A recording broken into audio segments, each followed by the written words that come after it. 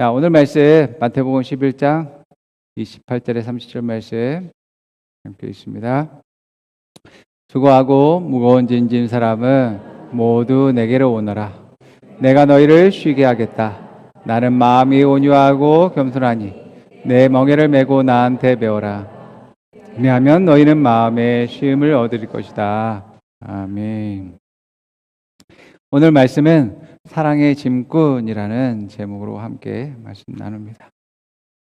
우리가 성경을 보게 되면 예수님께로 온 많은 사람들은 많은 삶의 문제를 가지고 있었던 사람들임을 우리가 발견할 수 있습니다. 그들은 영적인 문제를 갖고 있어서 귀신이 들리고 그 귀신으로 말미암아서 여러 고통을 당하고 압제를 당하고 죽음의 위기 가운데 있었던 것들을 보게 되어집니다. 또 정신적인 그러한 문제들을 앓고 있어서 또 그들의 생각과 마음 가운데 혼란과 또 고통이 그들의 어떤 그런 사람들도 있음을 보게 됩니다. 또 신체적으로도 이제 불구의 그러한 상황 가운데 자기를 안고 있는 그러한 사람들도 있었고 사망한 그러한 사람들도 예수님을 만나게 돼서 살아나는 그러한 놀라운 일들도 일어난 것들을 발견하게 됩니다. 예수님을 만난 모든 이들이 문제들을 해결받은 것들을 우리는 알고 있습니다.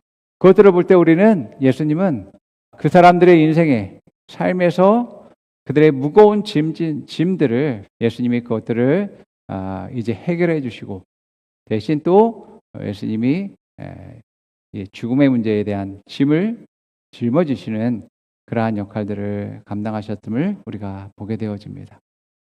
그래서 예수님은 이 땅 가운데 오셔서 본인의 그러한 삶과 또 생활에 대한 그러한 짐도 있었겠지만 이제 자신의 그러한 사명을 감당해야 되는 그러한 짐도 있었죠.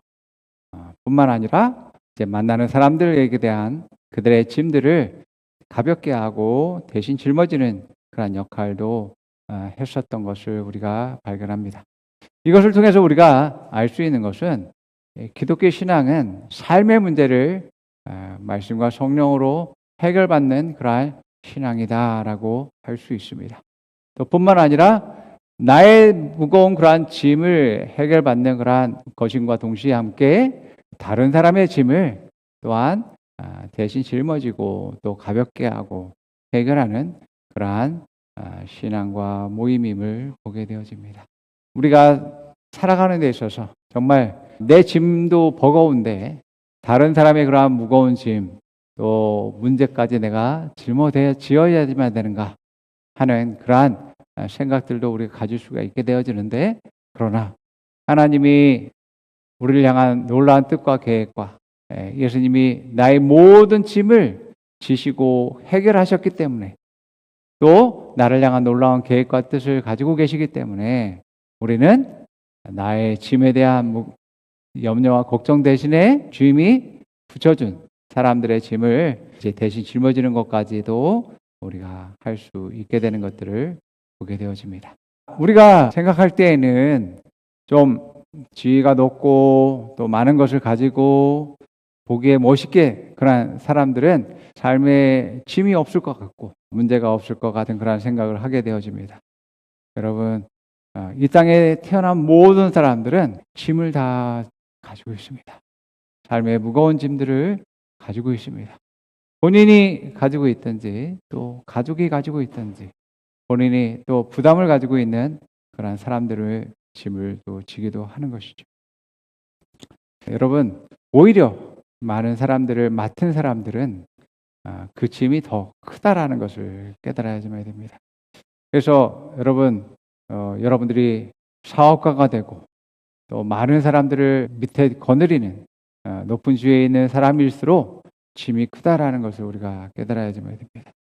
그래서 많은 것을 가질수록 높은 곳에 있을수록 사실 사랑하기가 좀 쉽지 않은 상황 가운데 있다라는 걸 보게 되어져요.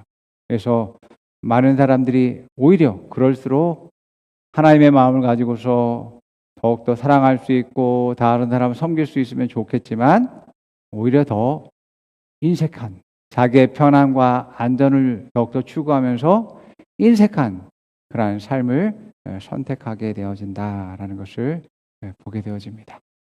그래서 여러분들이 성공과 행복의 목적을 달리 두셔야지만 되어집니다.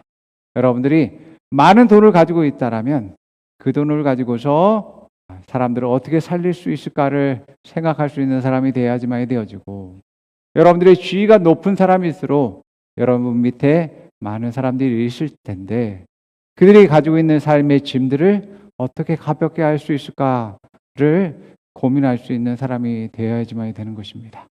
이 나라의 대통령이 되어졌다면 이 나라의 백성들의 무거운 짐들을 짊어지고 그것들을 어떻게 가볍게 할 수 있을까를 고민할 수 있는 사람이 되어야지만 되는 것이죠. 자기의 안위와 행복과 영광을 위해서만 살아간다면 우리는 하나님 앞에서 책망받게 되어지는 것이죠. 우리가 많은 돈을 가지고 있든 어떤 지위에 오르고 있든 많은 사람들이 나를 좋아하고 따르고 있든 간에 그러한 모든 것들은 저마다 책임이 따르게 되어지게 됩니다. 그래서 사명과 부르심을 이야기할 때 우리는 높고 영광스럽고 칭찬받을 만한 그러한 것들을 생각하는데 거기에 따른 책임들을 생각해야지만 됩니다.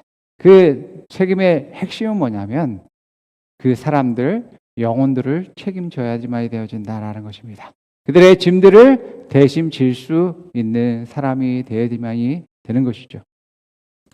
여러분, 그러한 지위와 그러한 물질과 그러한 영향력이 있다라는 것은 자신만을 위해서가 아니라 다른 사람들의 그러한 짐과 문제들에 대해서 이제 해결하기 위해서 노력하고 또 그들을 더욱더 하나님의 그러한 사랑들을 알게 하기 위해서 쓰여져야지만이 되어진다라는 것입니다. 그것을 위해서 하나님께서 그렇게 우리를 세우시고 또 주셨기 때문에 그것에 대해서 우리가 책임을 지지 않는다면 거기에 대한 하나님의 심판이 있게 되어집니다. 예수님은 제자들에게 너희들은 다른 사람의 문제를 해결할 수 있는 사람이 되어야지만이 된다. 다른 사람의 짐을 질 수 있는 사람이 되어야 된다라고 말씀하는 것을 우리가 성경을 통해서 보게 됩니다. 마태복음 28장 19절에 20절, 요한복음 21장 15절에서 17절 읽겠습니다. 그러므로 너희는 가서 모든 민족을 제자로 삼아서 아버지와 아들과 성령의 이름으로 세례를 주고 내가 너희에게 명령한 모든 것을 그들에게 가르쳐 지키게 하여라. 보아라, 내가 세상 끝날까지 항상 너희와 함께 있을 것이다. 그들이 아침을 먹은 뒤에 예수께서 시몬 베드로에게 물으셨다. 요한의 아들 시몬아, 내가 이 사람들보다 나를 더 사랑하느냐? 베드로가 대답하였다. 주님, 그렇습니다. 내가 주님을 사랑하는 줄을 주님께서 아십니다. 예수께서 그에게 말씀하셨다. 내 어린 양 떼를 먹이라. 예수께서 두 번째로 그에게 물으셨다. 요한의 아들 시몬아, 내가 나를 사랑하느냐? 베드로가 대답하였다. 주님, 그렇습니다. 내가 주님을 사랑하는 줄을 주님께서 아십니다. 예수께서 그에게 말씀하셨다. 내 양떼를 쳐라. 예수께서 세 번째로 물으셨다. 요한의 아들 시몬아, 내가 나를 사랑하느냐? 그때 베드로는 예수께서 내가 나를 사랑하느냐 하고 세 번이나 물으심으로 불안해서 주님께서는 모든 것을 아십니다. 그러므로 내가 주님을 사랑하는 줄을 주님께서 아십니다 하고 대답하셨다. 예수께서 그에게 말씀하셨다. 내 양떼를 먹여라. 목자가 된다라는 것은 맡은 양을 잘 보호하고 그들을 성장하고 더욱더 그들의 그러한 생명 얻고 더 풍성이 얻는 일들을 하게 하는 그러한 역할들을 감당하는 자입니다. 그 영혼과 그 사람들은 하나님의 것이죠. 하나님이 우리에게 주셨습니다. 하나님이 우리에게 자녀를 주셨고 또한 우리에게 많은 사람을 붙여주셔서 그 영혼들을 짐을 지고 그들의 성장과 발전을 위해서 살라고 하신 것임을 보게 되어집니다. 그래서 우리가 우리의 자녀를 볼 때에도 하나님의 자녀라는 시각으로 바라볼 수 있어야지만 되어지고 그 책임을 감당할 수 있는 사람이 되어야지만 되어집니다. 그냥 육신적으로만 바라보게 되어지면 그 영혼이 잘 되고 또 하나님이 기뻐하시고 하나님 뜻하시고 계획하신 것은 다 그냥 깡그리 잃어버리게 되어집니다. 그냥 육신적으로만 그들을 사랑하고 양육하고 보호하는 일들만 감당하다가 나중에 하나님 앞에 가서 너 도대체 내가 너에게 준 그 사람에 대해서 넌 도대체 무엇을 했니라고 그 책임을 물었을 때 우리는 아무 말도 하지 못하게 되어지게 된다라는 것입니다. 그렇기 때문에 여러분, 우리는 반드시 그 붙여준 사람에 대해서 나의 자녀이든 사람들이든 간에 그 사람들의 영혼의 잘됨과 또 성장과 발전을 위해서 우리가 헌신할 수 있는 사람이 되어야지만 됩니다. 하나님은 나의 문제를 해결하시고 나의 짐을 짊어지신 분이십니다. 그러면서 예수님이 제자들에게 말씀하신 것처럼 내가 너희들을 사랑한 것처럼 또한 내가 너에게 맡겨준 그 양들을 너도 사랑하라 라고 말씀하시고 그 짐과 문제들을 해결하라고 이야기합니다. 그러면서 우리 부자에게 마태복음 19장 21절에 예수님이 이런 말씀하시죠. 함께 읽어봅니다. 예수께서 이르시되 내가 온전하고자 할진대 가서 내 소유를 팔아 가난한 자들에게 주라. 그리하면 하늘에서 보화가 내게 있으리라. 그리고 와서 나를 따르라 하시니. 아멘. 예, 그렇습니다. 내가 부자인데요, 내가 더 이 부를 가지고서 더 영원한 삶을 살고 싶고 더 영광을 누리는 삶을 살고 싶습니다 라고 예수님께 그 방법이 무엇인지 물었습니다. 오늘날 많은 부자들이 갖고 있는 욕망이 뭐겠습니까? 자기가 가진 그 부를 영원토록 누리고 싶고 또 나의 자녀와 후대 손손 자자손손 이 부를 지키고 누리고 싶어하는 그러한 욕망들을 가지고 있습니다. 네. 그런데 예수님께서 뭐라고 하냐면 그 소유를 팔아서 가난한 자에게 주라고 이야기합니다. 이것이 내가 내 부를 더 증가시키고 또 영광스럽게 한다라고 말씀하는 것들을 보게 되어집니다. 그런데 부자는 자기의 물질적인 것들과 사회적인 영향력들과 자기가 누리는 환경들, 삶들을 내려놓지 못합니다. 영적인 것을 바라보지 못하니까 그것들을 하나님이 뜻하신 대로 영원한 가치로 바꿀 수가 없는 것입니다. 마찬가지입니다. 그게 이 사람은 돈이었지, 이 사람의 그러한 사회적인 인기와 영향력과 또 가진 모든 것들을 하나님께 드릴 수 없다면, 사용할 수 없다면 그것들은 아무 소용이 없게 되어지는 것이죠. 그래서 여러분, 여러분의 삶의 문제, 그 문제는 여러분들의 짐들은 예수님이 짊어지고 계십니다. 하나님이 그것들을 책임지시고 계신다는 것을 믿으시기 바랍니다. 그리고 우리는 그것을 믿고 이제는 다른 사람의 짐을 지기 위해서 이제 예수님을 따라갈 수 있는 그런 사람이 될 줄 믿습니다. 예, 그럴 때에 여러분들은 더욱더 삶의 성장과 발전이 있게 되어지게 되고 놀라운 그러한 상급과 영광이 있게 되어지는 것입니다. 우리가 사랑한다라는 것은 다른 사람의 짐을 짊어지는 것입니다. 다른 사람을 사랑하지 않으면 삶의 문제와 어려움이 도대체 무슨 상관이 있어? 나와 전혀 상관이 없어 라고 생각하게 되어지는 것이죠. 우리가 사랑하게 되면 그 사람이 그러한 문제와 어려움에 대해서 전전긍긍하고 아파하고 슬퍼하고 고통당하는 것이 신경이 쓰이고 마음이 쓰입니다. 마음이 불편해서 가만히 있을 수가 없어요. 그 사람의 그러한 문제를 해결하기 위해서 자기의 물질이든 시간이든 모든 노력을 통해서 수고하는 그러한 일들을 하게 되어지는 것입니다. 여러분, 선한 사마리아인의 예에서 우리가 잘 알듯이 예루살렘에서 여리고로 내려가는 그 길에서 한 유대인이 이제 강도를 만나게 되어집니다. 모든 것들을 다 빼앗기고 이제 옷도 찢기고 벗겨지고 피가 납니다. 이제 죽을 위기 가운데 있었습니다. 이 사람만이 예루살렘에서 여리고로 내려가는 것이 아니라 많은 다른 사람들도 그 길을 따라서 여리고로 내려가게 되어집니다. 그때에 제사장도 내려오게 되고 레위인도 내려오게 되어집니다. 이 사람들은 하나님의 사람들이고 또 하나님의 성전에서 일을 하는 사람들입니다. 이 제사장과 레위인들은 그 강도 만난 사람, 죽어가는 사람을 외면하고 오히려 자기의 시간과 자기의 그러한 옷이 더러워지는 것과 수고와 노력을 할 수 없다라고 생각해서 피해서 모른 척해서 돌아가게 되어지게 됩니다.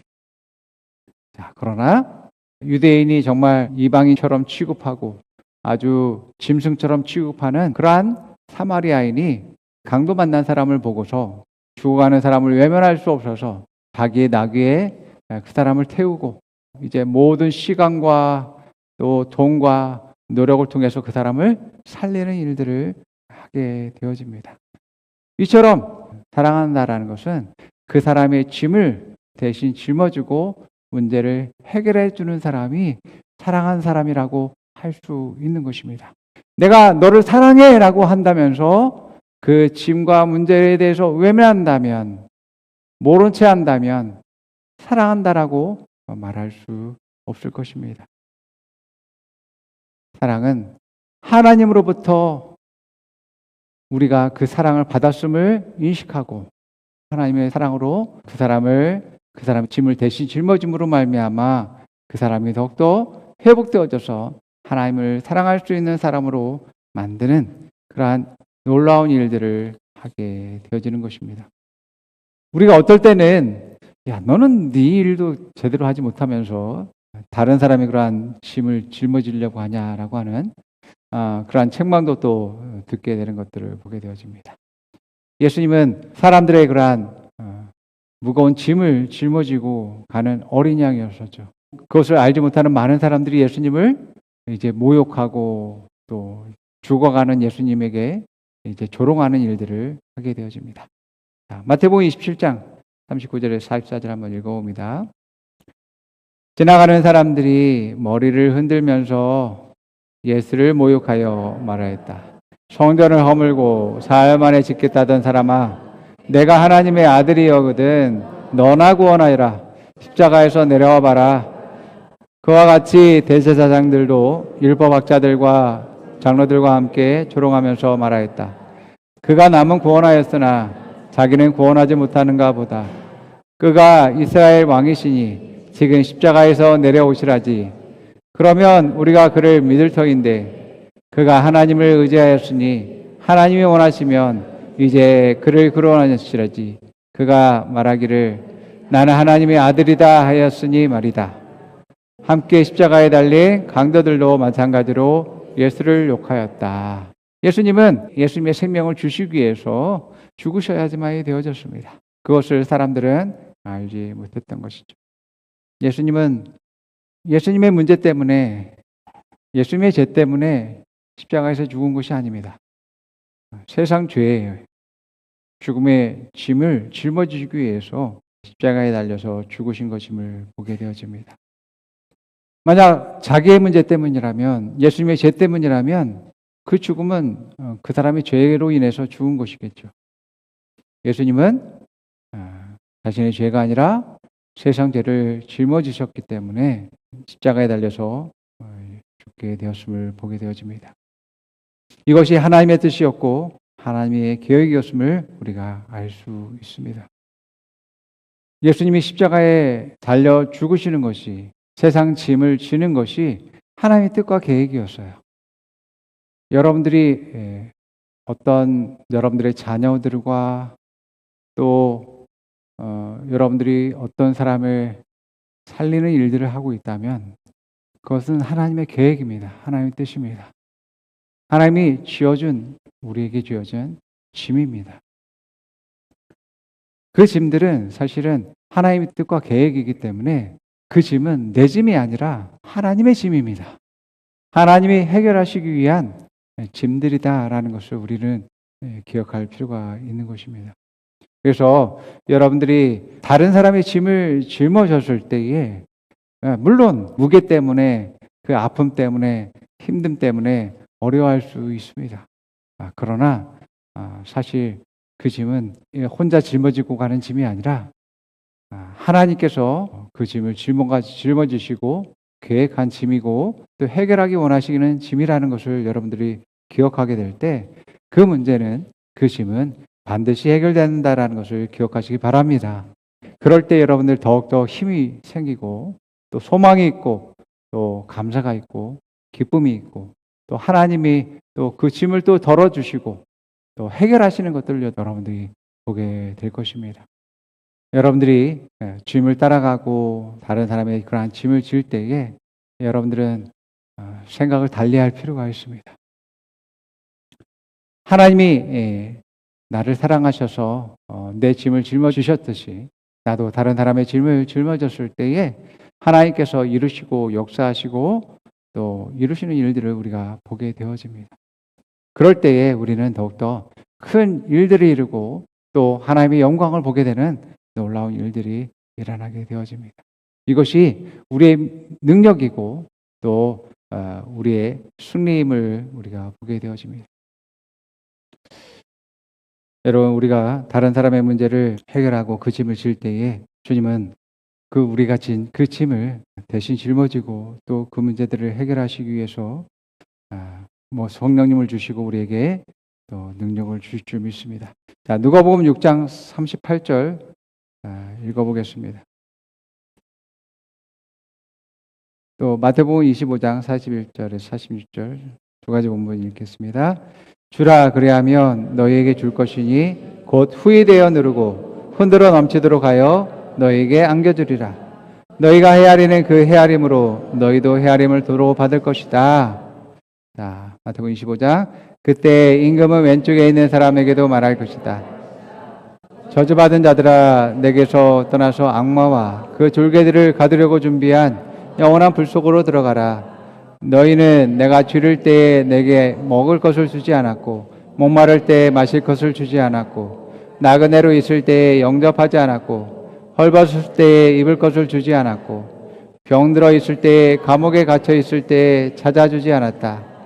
그때 그들도 그들에게 말했다. 주님, 우리가 언제 주님께서 굶주린 것이나 목마른 것이나 나그네 되신 것이나 헐벗으신 것이나 병드신 것이나 감옥에 갇힌 것을 보고도 돌보아 드리지 않았다는 것입니까? 그때 임금이 그들에게 대답하기를 내가 진정으로 너희에게 말한다. 여기 이 사람들 가운데 지극히 보잘것없는 한 사람 하나에게 하지 않은 것이 곧 내게 하지 않은 것이다 하고 말할 것이다. 그리하여 그들은 영원히 형벌로 돌아가고 의인은 영원한 생명으로 들어갈 것이다. 아멘.